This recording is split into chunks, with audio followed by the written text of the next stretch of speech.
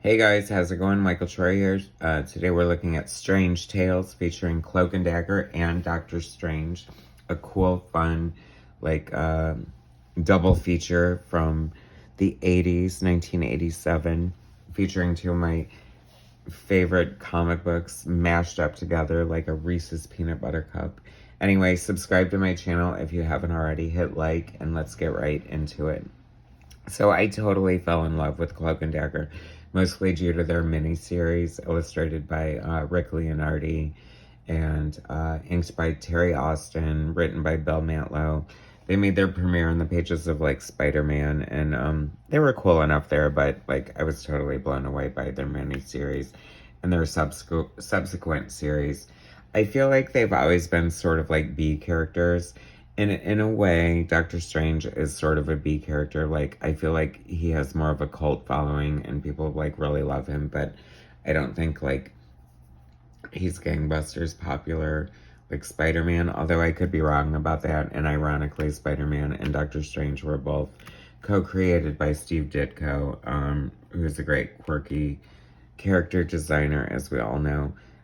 So it's very fun to put these two together and sort of like, if they can't support their own monthly titles, maybe they could support a double feature by two completely like separate storylines and different creative teams.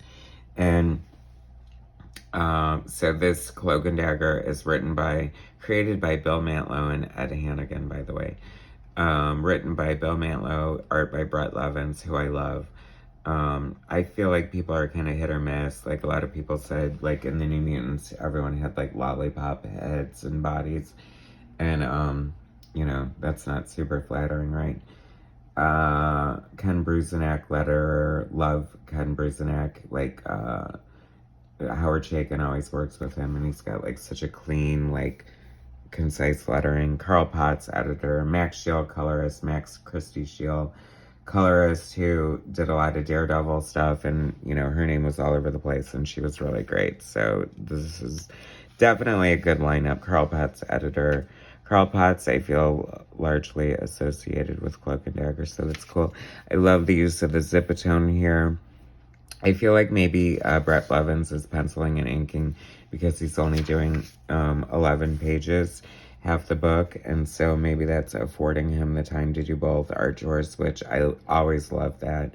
And I think that his stylish is a little cartoony and maybe not for everybody, but there's some classic line ink in here that is a little reminiscent of like an Al Williamson for me, and I love that. I love the use of spotting of blacks and the negative space here with Cloak and Dagger. I think Cloak and Dagger maybe part of the appeal. First of all, I'm a sucker for any blonde superheroine, so like you had me at blonde hair Dagger. But sort of the concept of dark and light and the yin and the yang and the good and evil kind of thing going on. And plus it was kind of exotic because they were drug addicts too.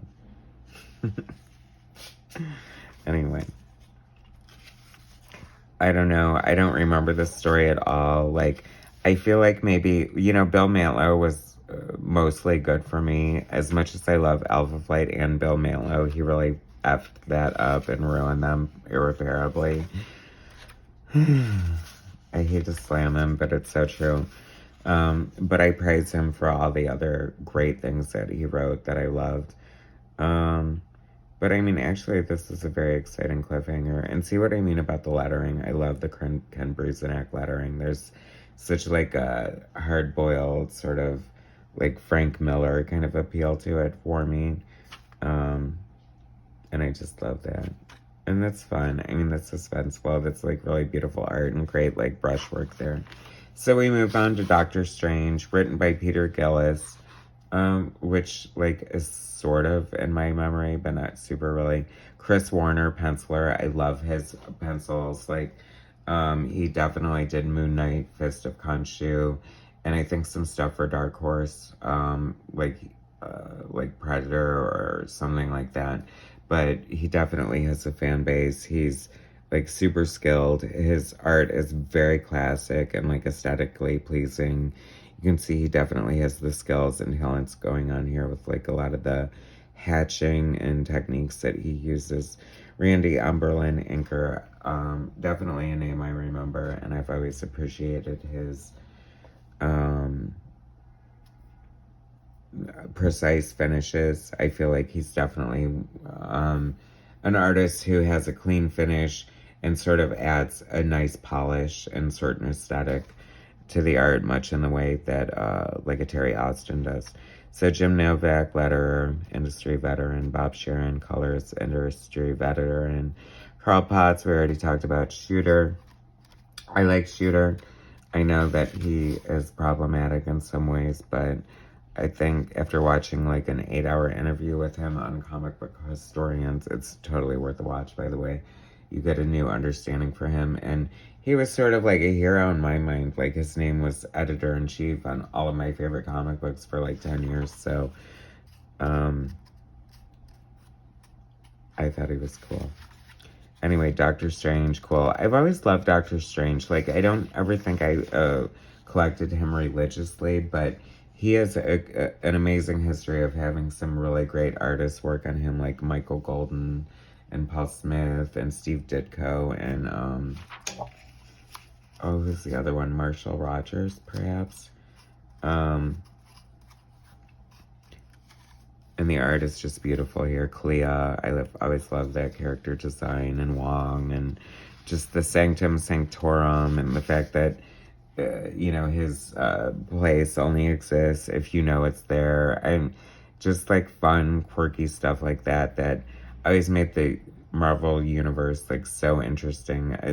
Like, that really is like one of the strengths of the shared universe. It's like, you know, you could see Spider-Man swinging through the skyline past Doctor Strange's hidden, you know, Sanctum Sanctorum, and just go outside the country to Westchester, or outside the city rather, and there's the X-Men, you know, holed up in Xavier's mansion. So the NAMM is coming soon, by the way. I just found a couple of those, beautifully illustrated by Michael Golden. Cannot wait to show those to you guys. I mean, Michael Golden, what can you say, right? This Chris Warner art is just really beautiful too. Really clean, nice, pretty art. Gorgeous faces. Love it. Definitely love this fun book. Strange Tales. It did have like a 20-30 issue run or something, but hopefully we have more to come. But it definitely was a fun book, and I collected it and liked it because I love Cloak and Dagger and I love Doctor Strange. Anyway, thanks so much for watching. Please subscribe if you haven't already. Hit that like button, share my content, and I'll bring you some more later. Thanks, guys.